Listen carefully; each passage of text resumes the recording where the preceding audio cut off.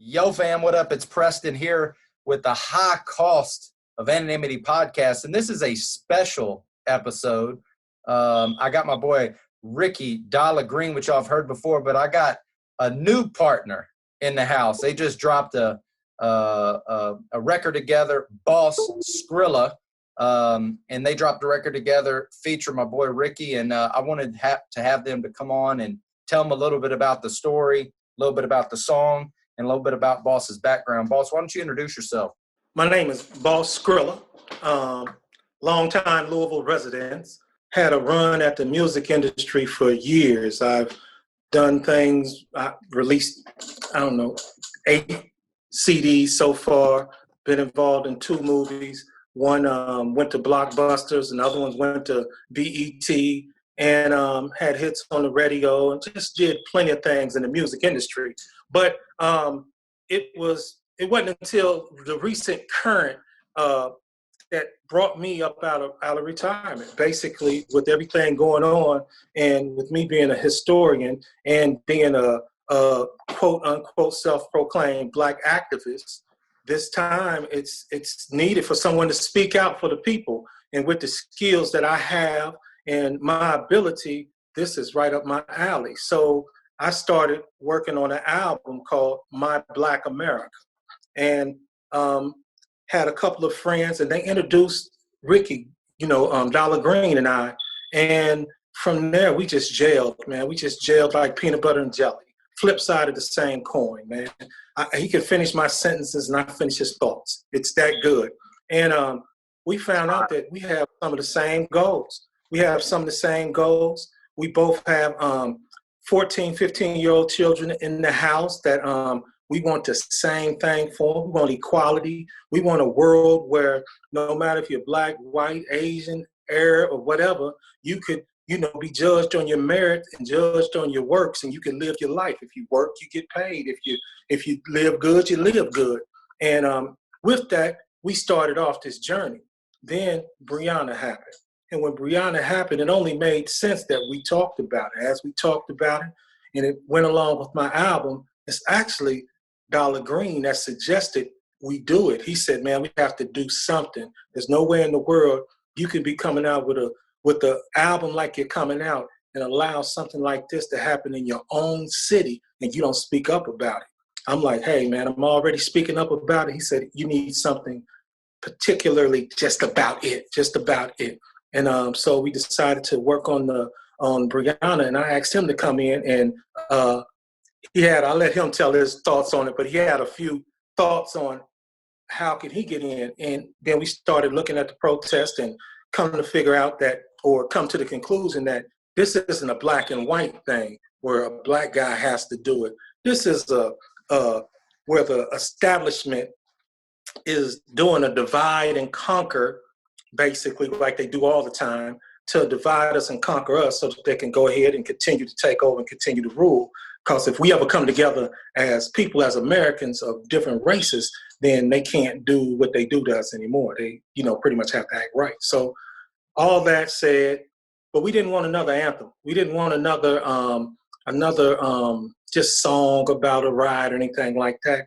And then we were thinking about, we have children, how would we feel? So we decided to write basically something for Mrs. Palmer, for her mother, so address her and dedicate it to her, more like hey, we're sorry this happened to you with your daughter, but here's something to remember her by, something that we can honor her with. So we wrote the song, Say Her Name, and pretty much from there, it started going from there, and it's been building up, and we have so many people tagging on, powerful people, real influential people in the city getting behind us. We have fans, we have the people behind us. This is going to be a big deal, a real big deal. And as long as we continue to reach out, and the more people that come in to be part of this big deal, it grows from just Ricky and I having a big record to Louisville having a big record to the world having a big record for Breonna. So I'm just asking everybody out there that's listening to this to, there'll be a link down below, I'm sure, correct? Sure. Yeah, there's a link below. Just go ahead and click on the link today or whenever you see it and go there and pre-save it or go ahead and put it in a playlist for us. It's just Boss Scrilla and the song is called Say Her Name. So on that note, I'm sure Ricky has a little bit more of the story because I can only tell you from my side, but he has a real nice view from his side as well. Well, and real quick before Ricky gets into it, for the listeners, you're talking about Breonna Taylor, where the people, the police served a no-knock warrant and ended up killing her. Is that right? Correct. Yeah. Where injustice was served to a black woman in America once again. Now, this is the crazy part, and I'm doing research now because I just heard, and this is some more of that divide and conquer. You know the police that was charged with the the charge, but he wasn't charged for Breonna's death at all, right? It was wanton endangerment for the other residents. I find out that they weren't people of color, and that's why. And then they were saying, so you mean to tell me that another life is more important than a black life? And right then, I mean, a lot of times it happens, but right then, the phrase Black Lives Matter never meant so much than right there when you realize that, hey, a black woman was murdered with a no-knock warrant unlawfully, no charges at all, but another person just wasn't of color, and their house happened to get shot at during a time when the police is conducting business, and the police get charged for that, but not the murder. That is bad. That is horrible. That is not what justice look like. So there we go again. That's what the passion is behind it. That's what the push is. I have a 14-year-old daughter, and she's telling me things like she's nervous and, Dad, if you can't protect me and the people we pay taxes to protect me can't protect me, I'm scared. So for that, it breaks my heart, and I'm willing to lay my life on the line and do all that I can. So basically, y'all have a rider in me, Louis. Well, I appreciate your service and your message and what you're doing for our community and your community and Breonna's mother, Miss Palmer. Ricky, what you have anything to add to that? I love Boss Scrilla, man. Like this is about human beings, man. This is about human life to me, right? So, you know, when we were talking about this record here, I'm terrified because I'm very white, right, Preston? Like I'm very white, and I've had my share of shows deep in the hood, and I know what that's like, right? I know by the end of it, I'll be rocking the crowd though. That's what I know, right? But that's different than when you come. When Boss Scrilla invites me to get on a record that's as heavy of a topic as this is, right? Right. And all I know is that I'm a parent, right? And there's all kind of, none of us know, bro. None of us know. Like these people are fanatics, right? The word fan. I'm not a fan of the Cardinals or the Cats or the Dallas Cowboys, right? Because I'm not a fanatic of anything, right? So because that's what fan is short for, is a fanatic, right? And I see all these people that are just fanatically claiming that they know to be true because this person said that's how it went down. Well, the truth is, no, I don't know. I wasn't there. So I don't know how that went down. I don't know how that went down. What I know is I cannot imagine what Tamika Palmer has to feel like every single day. Her baby died in March, bro. Parents who bury babies, that's not supposed to happen, first of all. Then when you attach all of these possible scenarios to it, and the fact that the entire nation is talking about this, and it's September 22nd, whatever it is. Yeah. It happened in March. So this mom, not only does she have to grieve the loss of her, she's been grieved every single day. It's back in her face. So when Boss Scrilla asked me to get on this song on such a heavy topic, all I have to come from is my human heart, bro. Like I can't imagine what it's like right now to be Mrs. Palmer. To them, just statistics, but to her, a daughter. That's where I'm coming from on this record, Preston, because it's about love, man. It's about humanity, right? I don't care about the fanatics. That I'm not. That's not. Do you understand what I'm saying?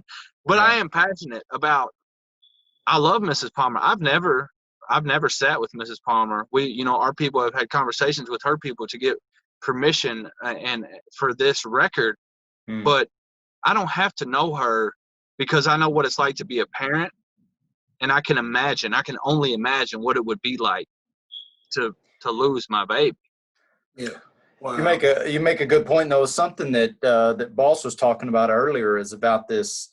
I call it a strategy, whether it's political. It's been happening since the beginning of time, which is to create division and have the people from each side fight with each other. And I just think I'm happy to be a part of this.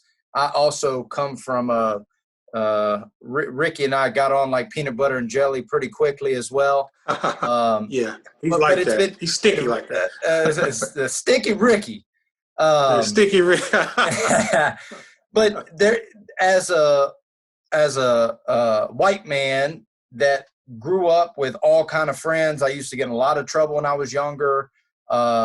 Been sober 19 years. In those rooms, a lot of the meetings and places that I used to hang around with was, this in the hood, and I was the minority. I felt perfectly fine and comfortable, but I noticed, being a person that's been arrested multiple times, that I get treated differently than other people get treated.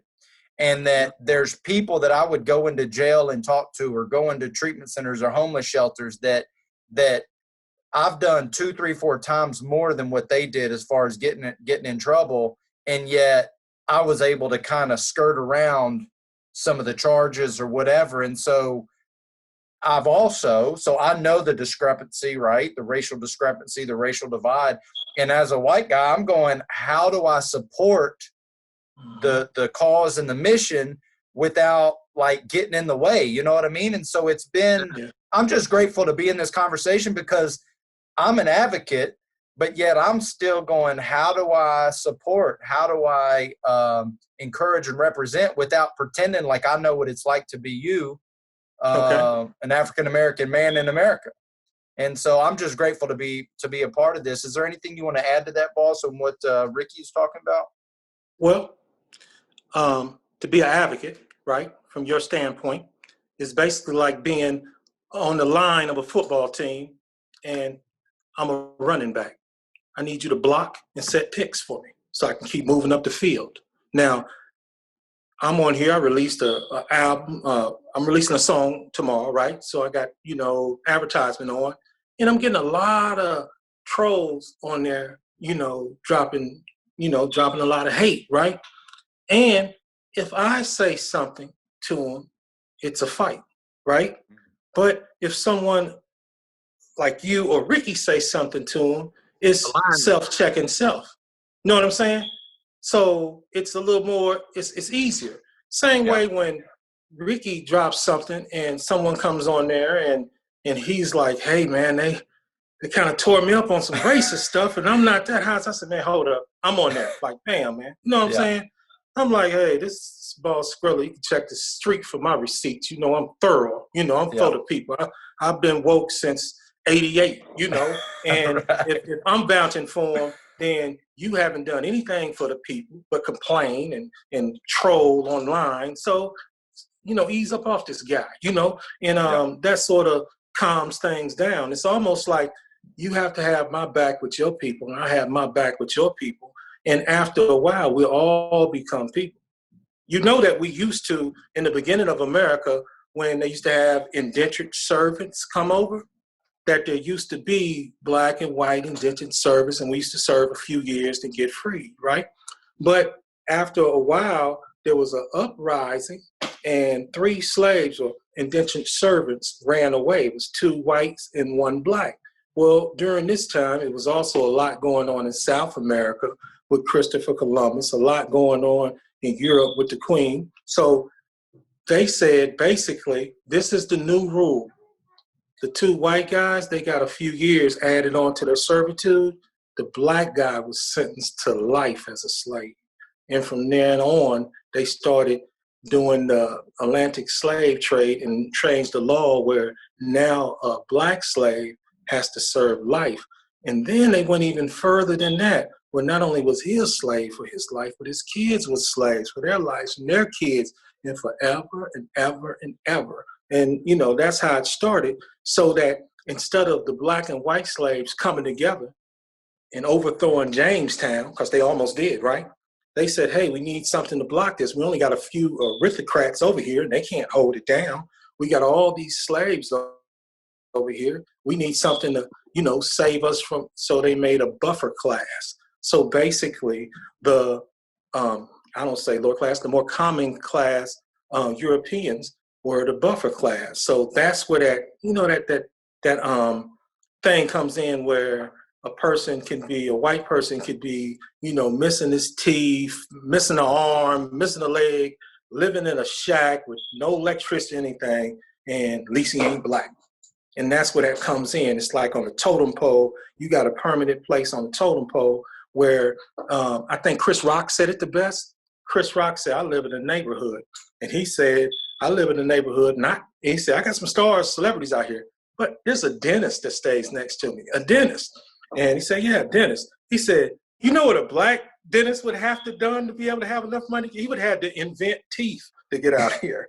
He said, the levels is that off, you know, Right. the imbalance and inequity. So a lot of that comes and stems from slavery, and well, from 1460 or 1470, whenever Spain ran, or Rome, the Romans ran the Moors up out of Spain and conquered Spain. And then they came to South America and started that, you know, enslaving everything and conquering. Well, ever since then, it's been a war against the people. It's been a few people at the top who war against the people who control the army, because they had all the gold, you know. So it's just that thing that keeps going. And what you end up finding yourself after years of Jim Crow and after segregation and all the lies from the media and the people to be, you know, after a while, you find yourself feeling like you're on the other side, where you see a woman get murdered in front of your face, and you feel like, hey, ain't nothing I can do. Yet, if a white woman gets beat up in front of your face, you'll go to war. You'll go to war. You'll burn the whole city down for your woman. And when I go to burn the city down for my woman, I have people out there kind of blocking me from burning the city. I have people grabbing me like, hey, don't do this. Come on. Let's be peaceful. Let's protest this way. Let's protest that way. But the people are angry. The people are upset. The people say, we've been marching. We've been begging. We've been asking. Right now, we're demanding justice. And it is going to happen one way or the other. So now it's almost like they're putting them in a pickle. It's okay. Well, you know, if you want your city back open, you want to take the boards off your window, you want to stop the shootings at night, you're going to give us some justice. So you got 3 officers that need to be charged with manslaughter, homicide, something more than wanted endangerment, something charged for Breonna, period. You know what I'm saying? Just, They're not even charged for Breonna Taylor. They're charged for something else that's not even her murder. So people just want justice. And all the rioting, all the marching, we ain't really even rioting. Ain't nobody really rioting. Those are people from out of town or people coming across town. We have a lot of addicts, drug addicts, a lot of different people like that coming into the crowd, rioting. But most of the people that are upset about Breonna, they're peacefully protesting, man. They're just marching. They're just getting in the way, though. They're interfering with the day-to-day business, and they're making it difficult for everyone to go about their way easy, and it's inconveniencing, you know, them. Mm-hmm. So they're saying, like the Breeway flags that was flying, oh, these are inconvenience. Well, you know what else is an inconvenience? Murder, you know, or having to go to funerals, or having to get up and hear that another person has got murdered, you know, unlawfully. So a lot of this goes into change. But back to what you were saying and asking, what can you do as an ally? Basically, you know, just set the picks and block for us. And work with your people. Like Ricky is doing an excellent job. Ricky is on the song so that the song looks like the protest, looks like the streets. You see people of different colors on here and holding it down. I'm just simply a black man holding it down for my women. Ricky holding it down because you know the rules. If they do it to me, when I'm gone, they're going to do it to you. So he's trying to stop it in his tracks. So jump on in and be what do you guys hope going on from here? What do y'all hope to do once you drop this record? What do you hope that it communicates? What kind of influence are you hoping it's going to have? Or are you going to use it as a platform to get out and spread the message in different communities? What are y'all's hopes for this after you drop it? I want to take that one first because, Scrilla, I know you're really going to go in on that, but I just want to say something before you do. For me, that's exactly what it is, man. It is the platform set, right? And this song, the message of this song, I want to create conversations. I want to create conversations about what this is about, right? They're already happening. I don't want to say too much, but I'm just trying to be careful what I say because I just had all day today. I've been in a Facebook exchange with my own father, right? Wow. So that's where I'm at with this. So when we talk about what's at risk, right? When we talk about that's exactly, so this is at home. I'm having the conversations at home. My hope with the record is that these conversations at home, that it creates more of them, right? Because that's what it's about for me. It's about creating a conversation that we're having right now. And my hope is that the record gets enough noise and enough attention that these conversations right here, Preston, keep happening because that's where it's at. Fanatic opinions aren't going to get us anywhere. They drive us further apart. And when we can come together and have conversations, the tough ones like this, that's where real change happens. So that's my answer to that question, Scrilla. What you said. What you said. Other than that, and Preston, this is a single off of my album. So this goes right into the whole like I just did a George Floyd single before this. I Can't Breathe. And just released it. It's just something I released, like a little mix, song I threw out there free for everybody on there. And it was real nice, got a lot of attention and everything. So my whole album is geared towards injustice and inequity and just, the Black experience from my eyes, from a woke Black male, from if you were saying, like you asked me, how could you help? And I had that insight on how you could help. That was some insight that you haven't heard before. And I have other insight on other topics like that that's not being given to the people. So I just got something different to give. I just got some hot topics and got a nice flow, man. I'm pretty good. Maybe not be as good as Kid Ricky over there, but I'm hot though, But yeah, man, it's gonna be a wonderful album, My Black America, and this is the first official single off of it. I had one prior, man. I had a song I released right before this when first started working on it called Hey Black Man. Oh man, my father called, left me a message on the email where he was, real proud of me and said, hey son, I love you. And the song come on and I broke it down and wrote it for Black men. And at the end, I apologized to everybody that I've ever done wrong or crossed or any, confusion we may have had. Then I ended with saying, hey, Black man, I love you. Trying to repair some of the damage that's been done between us, as Black men. It wasn't really me and other Black men, more so than just Black men in period. Because if we do not do for self and do not repair self, how could we ask someone else to do for or repair or do what we won't even do? So, yeah, Say Her Name is the first release off my album, Hey Black America. And man, I got some bangers on there and it's gonna be real controversial. I don't hold no punches, don't hold my tongue. And anybody who don't like what I'm saying on the songs, that's why they made a pause and a stop button. And all those who love it, don't love it. I feel that. Well, I am rooting for you too, and I want to do anything and everything that I can to support you. And it's just entertaining for me to get to know artists on a deeper level and get a peek behind the curtain, as opposed to, just what I come across on social media, or just listening to a song when I have no connection. I don't listen as intently. And so I appreciate you guys coming on. What can the listeners do from here?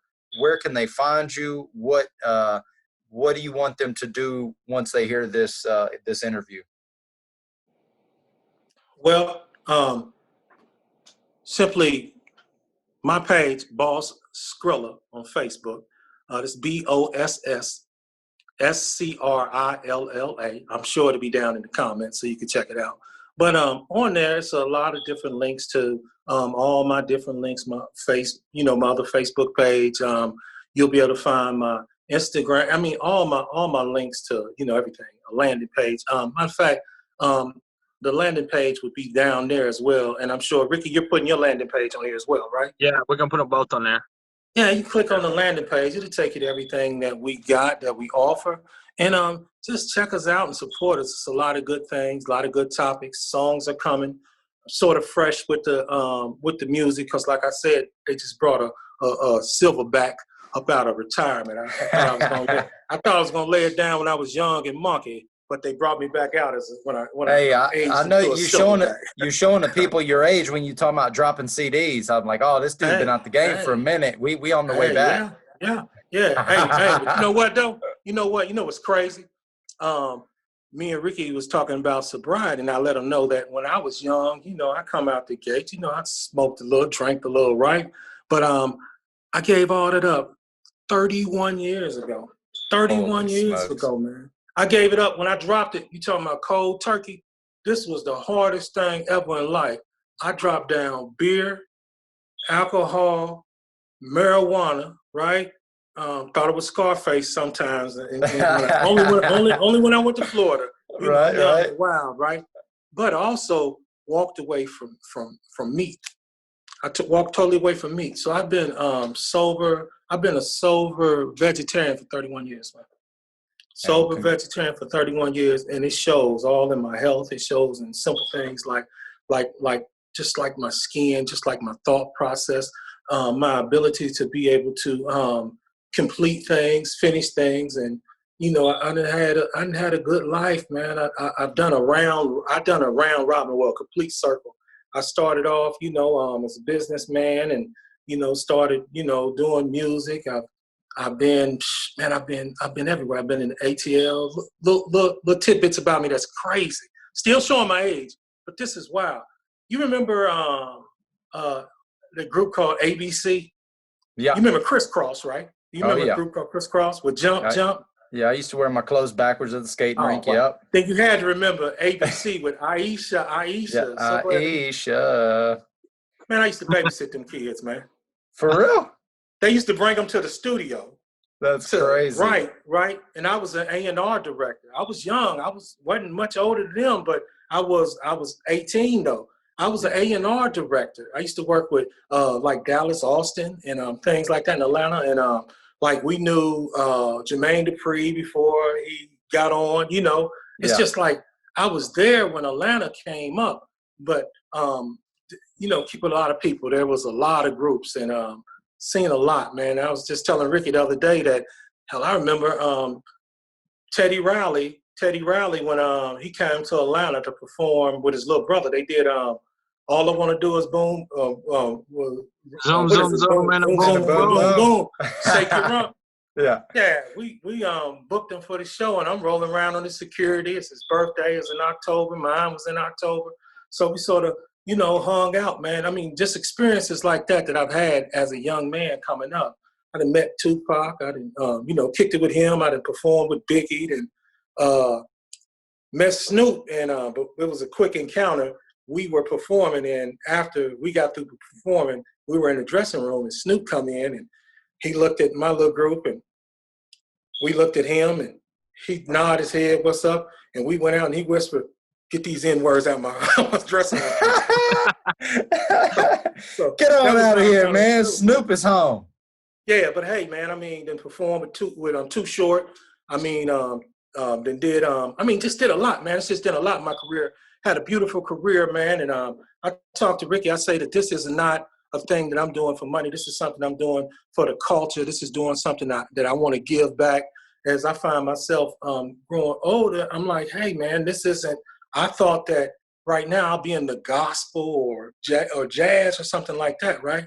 But no, man, I'm still hip hop, hip hop till I die, man. So there's no age limit on this. There's an age limit when the record companies want to sell and control what you say, and they don't want the people to get any information. They just want to keep you, sleep with all the, la-di-da, la-di-di-di-da, all the just, I don't know, gangster stuff and, bounce your booty and show me your but nothing with content that would wake the people up. So one of the main things about being a successful businessman is I'm financially able to put my stuff out. I'm grown. You know what I'm saying? Yeah. If I want to put it out, I put it out, and I let the people choose whether or not they like it. And the amazing thing is people starving for it. It's a lane that nobody is servicing.